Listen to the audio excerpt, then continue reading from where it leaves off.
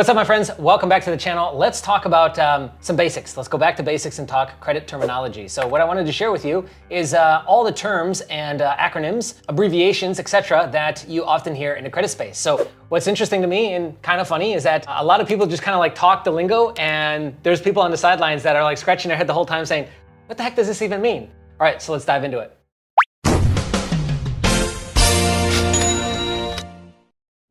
Let's start at the top. First one's first is credit score, right? Credit score is just the number that is assigned to your profile. And the profile is accumulated by, for the most part, FICO and Vantage. They're the predominant credit bureaus on the personal side, and they gather data on how you're managing, paying, how good of a steward you're being with your credit, and then they generate a number based off that. And so there's an entire model that generates this score. So the credit scores, for the most part, on the personal side, are 300 to 850. Okay, on the business side, it's different. And even on the personal side, it's different on some of the older models because everything used to be like separate and fragmented. Now it's all brought together. That brings us into the next one, which is credit models. The primary two credit models that exist are FICO and Vantage Score. FICO has a lot of different models within it, okay? So that's like the site, the brand is FICO, but underneath it, there is 2, 4, 5, 8, 9, 10, and 10T, and I maybe missed one in there. And then on Vantage, there's 2, 3, and 4. We have dedicated videos on both of those models, breaking them down, and the pie chart and the mix. Those will be on the channel, you can check those out. But that is the credit models.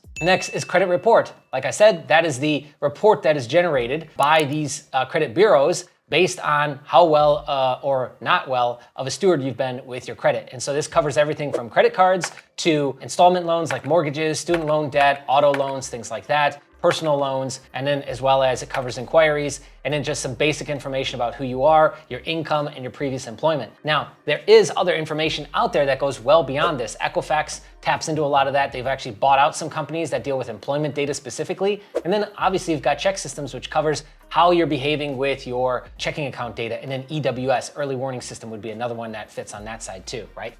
Anyways, enough of that. Let's dive into the next one. We've got the abbreviations or acronyms, and there's a lot of these, right? So let's start at the top. AAOA. I'm sure you've heard this before. Average age of account. So under your length of history on every single model, credit model that you can pull up, you're going to be able to get the average history or the average age of your accounts. The older the accounts are, the better that looks to banks when they're looking to approve you for additional credit funding and credit products.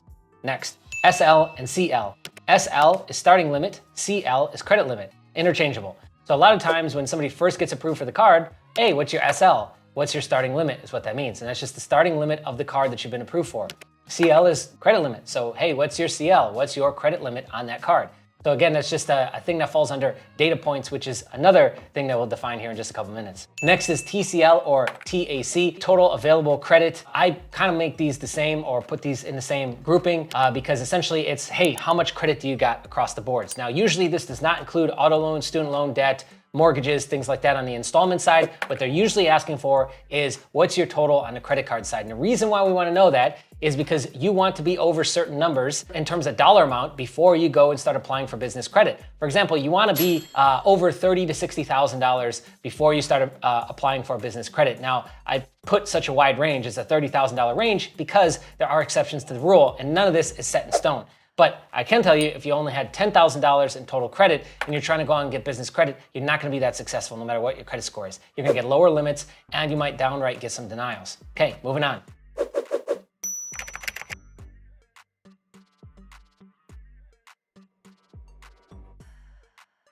CLI. Hey, can I get a CLI? Is there auto CLIs here? I'm sure you've heard this before. CLI is credit limit increase. Now you can manually ask for a credit limit increase at the banks, institutions, credit cards that you've got, or some of them do it automatically. Now they do this automatically based on maybe a soft pull credit report that they'll pull on you, and they'll get a look at your score and your history and things like that. And based on that, a lot of times like Citibank will just automatically raise and lower your credit score based on these reports that they're pulling. Otherwise, banks will offer a credit limit increase that you can manually ask for. Sometimes they will need to pull a full credit profile again, which is called a hard pull. Other times they'll just do what's called a soft pull, which is where they do not make an inquiry into your credit report, which shows up on your credit profile. Next is YRMV. Your results may vary. YRMV, your results may vary.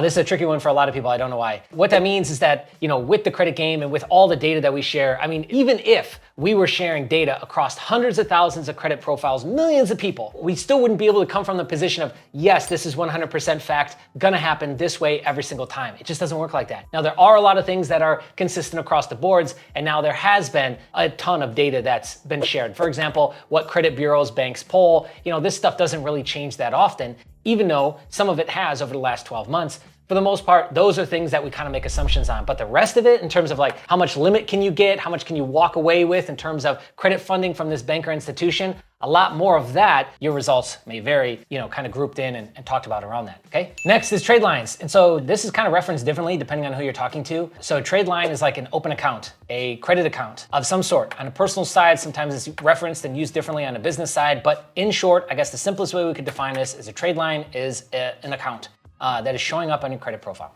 Next is sub, S-U-B, yeah, like subs. And this is sign up bonus. So when you sign up for a fresh credit card, if your credit score looks good and your credit profile looks good and matches the standards that the bank is looking for, they will oftentimes give you a reward in order to sign up. This is a sign up bonus. Now this is bonus points, this is cash back, this is, if you hit a certain threshold, then you get this much in rewards. Something like that is usually what you can expect here. So when you hear somebody asking, hey, did you get the sub? That's what they're referring to. Next, data points and credit intel. What we reference that in is just simply, what are the data points on your credit profile? What's the starting limit that you got? What was your credit score at? What was your stated income? These are like the data points. And this is the stuff that we share in most of our videos. And we try and get as detailed as we possibly can because we want to share with you the most relevant information that you need in order to make a decision on if you should even try and go and get this for yourself, right? So that's what we consider data points. And then credit intel, I guess you could kind of call the same thing. It's just intel on the bank. So give me the goods. What do I need to know about this bank or this credit product before I go and apply for myself? So credit intel, data points, that's those two. Next is HP and SP. So HP is hard pull, SP is soft pull. What is this referring to? When you get an inquiry on your credit report, that is a hard pull. Essentially, a bank has requested a full profile or full file of your credit report from the agencies or the bureaus, and that shows up on your report. So too many of these and we start to get denied. Too many of these, it looks like we're seeking credit. Too many of these, and it doesn't look good to the banks in general. So that's hard pull. Soft pull is when they don't actually need to pull the whole thing. You just provide maybe the last 4 of your social security number or something similar like that, and then they just get like a little sneak peek. Or they're a lot of times using a second tier data furnisher to get information about you to make sure that everything lines up right. This is used for ID verification as well in some instances. And so soft pull is what you want usually because it doesn't show up as a hard inquiry on your credit profile. Next up is PG, personal guarantor. Usually, if you have a weaker or thinner credit profile on the business side, you will need to sign on the dotted line and provide your full social security number to be a personal guarantor. This also probably happened to you when you were a kid and your mom and dad had to co-sign for you on some sort of loan or some sort of idea, right? It's because maybe you were under 18 or maybe you just didn't have a good enough credit at the time. So personal guarantor, think of it like that. It's essentially a co-signer, okay? This can happen on the business side. Also too, you can do it on the personal side, right? Couples can use and share income data and numbers when they're filling out applications, or they can join together and both get cards under one account. Next is AU, Authorized Users. So this is when you're added onto somebody else's credit account, right, onto their credit card, and you get your own card with your own name on it. The benefits and the reason why you want to do something like that is because usually there is a net positive there, right? And the net positive comes in a few different ways. Some of these credit cards will give the full history and bring it on over to you. So if you had a thin file, immediately you're showing a card with X amount of years of history, payments on time, and very low utilization. At minimum, we want an AU account to have low utilization, but having it be an older account is also another benefit because it makes young, thinner credit profiles over here look better. So that's what we're referencing when we're talking about an AU.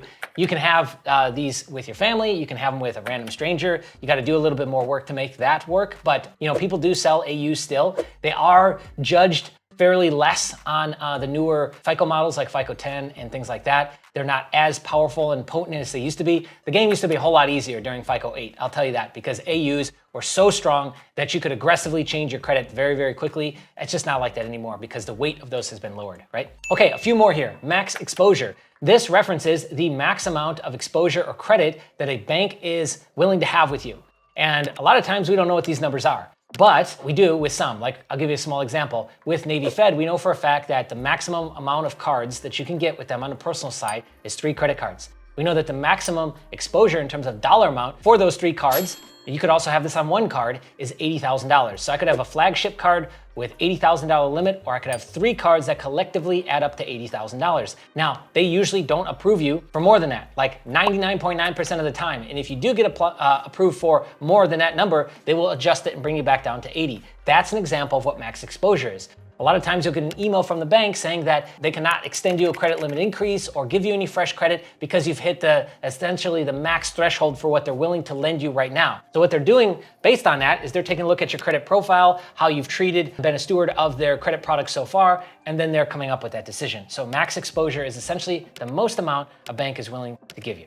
Next is AA, which is adverse action. So let's say your credit score drops 50, 100 points for some reason. Then what will happen immediately is you'll start to get letters or emails or notifications from some of your open credit accounts of adverse actions. This is usually in the form of cutting your limit, but it can get much worse. Remember, at any point, a bank can call in a loan that they've given you, and this is for any loan. So at any point in time, the bank can cancel your credit products with them, which means that, you got to come up with some sort of terms to pay it back. Nobody's expecting you to pay it back, immediately or the next day, but they're essentially changing the terms that they've established with you for the credit products. So usually adverse action is not good, okay? Next, Sandboxed.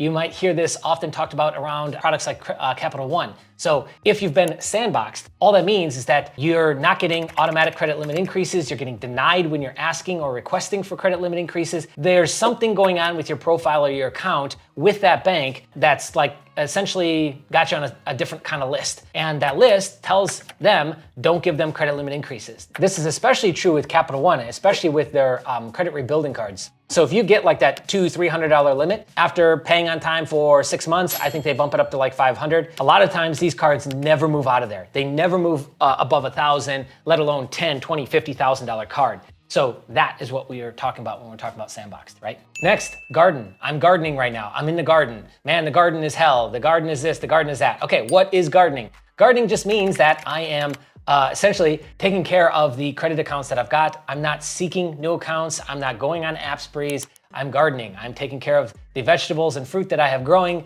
that I've now got in my crop, and I'm now tending to those things. So it's the same thing, essentially. It just means that I'm not going out on the app sprees and I'm not doing anything where I'm seeking credit, taking care of the open accounts that I've already got. All right, last 2. App spree. What is an app spree? An app spree is when you go out and you seek new credit. Now, a lot of times this is a game day, this is like a one-day thing. A lot of people, they have different strategies with this, but some people will open up a bunch of tabs and try and apply for a bunch of credit cards all at once. Some people do this over the span of weeks, months, years. Doesn't matter, but essentially it's when you go out and seek new credit, and usually a lot of it all at once. Lastly is being blacklisted. Now, this isn't incredibly common, but when you go bankrupt and you file for bankruptcy, you run the risk of being blacklisted by certain banks. There's certain banks that are stingy about you going bankrupt and then trying 2, 5, 10 years later to get fresh credit with them. Chase is one of those, not as bad as Amex. I think American Express is probably the worst one, to where if you get blacklisted from American Express, it's almost impossible to get back in there. Whereas with Chase, we can kind of wiggle our way back in. They do allow us to get checking and savings accounts sometimes. We can get added on as AUs, and we can work our way back into the ecosystem. American Express is one of those banks that if you get blacklisted, it's very hard to get pulled out of that. And so blacklisting is exactly what it sounds like, blacklisting.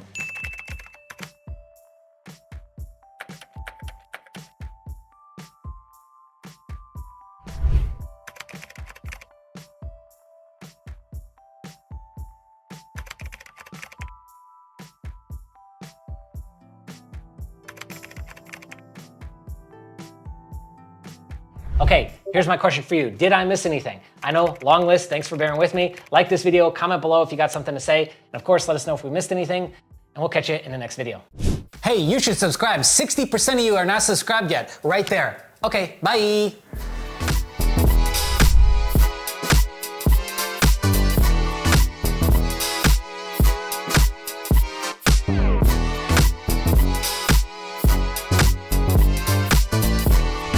Monkey!